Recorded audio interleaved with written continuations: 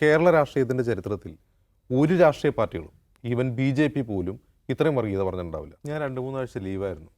ആ ലീവായിരുന്ന 3 ആഴ്ച ഞാൻ ഒരു വാർത്തയും ശ്രദ്ധിച്ചിട്ടില്ല, ഒരു വാർത്തയും ഞാൻ കണ്ടിട്ടില്ല, ഒരു മന്ത്രിമാരുടെ പ്രസ്താവനയും വായിച്ചിട്ടില്ല, രാഷ്ട്രീയ നേതാക്കളുടെ പ്രസ്താവനകൾ വായിച്ചിട്ടില്ല, ഒന്നും അറിഞ്ഞിട്ടില്ല.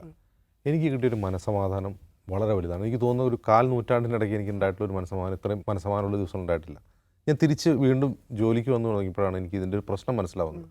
അപ്പോൾ ഇതെനിക്ക് ദിവസവും ഇത്തരം കണ്ടൻറ്റുകൾക്ക് എക്സ്പോസ്ഡ് ആവുന്ന എനിക്ക് ഇത് ഇത്ര പ്രശ്നമാണെങ്കിൽ ഒരു സാധാരണ മനുഷ്യൻ ഒരു ദിവസം കൺസ്യൂം ചെയ്യുന്ന ഇത്തരം കണ്ടൻറ്റുകൾ പച്ച വർഗീയത എന്നാണ്.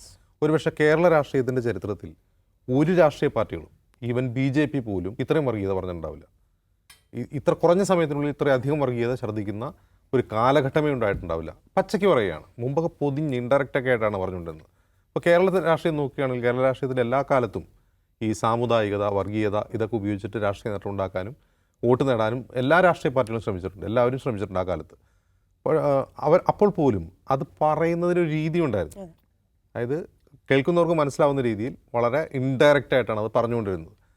പക്ഷേ ഇന്നങ്ങനെയല്ല. ഇന്ന് പച്ചയ്ക്ക് പറയുകയാണ്. നമ്മൾ പച്ചയ്ക്ക് ഇപ്പോൾ ഈ സോഷ്യൽ മീഡിയയിലൊക്കെ ചില ആളുകൾ പച്ചയ്ക്ക് പറയുന്നില്ലേ, അതുപോലെ മന്ത്രിമാർ, ഭരണകൂടമായിട്ട് സത്യപ്രതിജ്ഞ ചെയ്ത മന്ത്രിമാർ, MLA മാർ, പരിണിതപ്രജ്ഞരായ രാഷ്ട്രീയ നേതാക്കൾ പച്ചയ്ക്ക് വർഗീയത പറയുകയാണ്.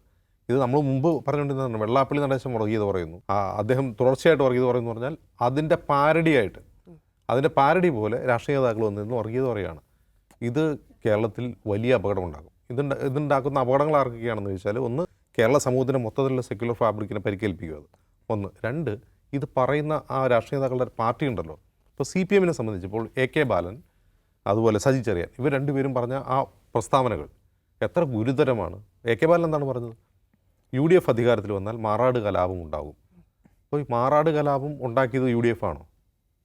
ഒരു കലാപം ഉണ്ടാക്കുന്നതിന് പിന്നിൽ രാഷ്ട്രീയ പാർട്ടികൾക്ക് പങ്കുണ്ടാകാം, രാഷ്ട്രീയ പാർട്ടികളുടെ പ്രവർത്തകർ അതിൽ പങ്കെടുക്കുന്നുണ്ടാകും. മാറാട് കലാപത്തിന് പിന്നിൽ UDF അല്ലല്ലോ. അതിൽ പ്രതി ചേർക്കപ്പെട്ടവരെല്ലാം UDF-കാരാണോ? അല്ലല്ലോ. അതൊരു വർഗീയ കലാപമാണ്. ആ വർഗീയ കലാപത്തിൽ വ്യത്യസ്ത രാഷ്ട്രീയ പാർട്ടിയിൽപ്പെട്ടവർ പങ്കെടുത്തിട്ടുണ്ടാകാം.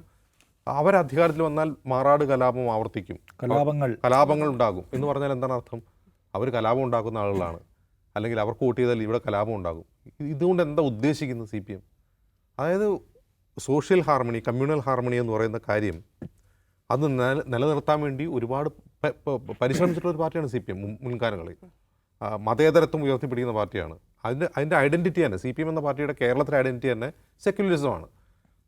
സാമുദായികതയ്ക്കും വർഗീയതയ്ക്കുമെതിരെ നിരന്തരം പ്രചാരണം നടത്തുകയും ക്യാമ്പയിൻ ചെയ്തൊരു പാർട്ടിയാണത്. ആ പാർട്ടി പച്ചയ്ക്ക് പറയുകയാണ്.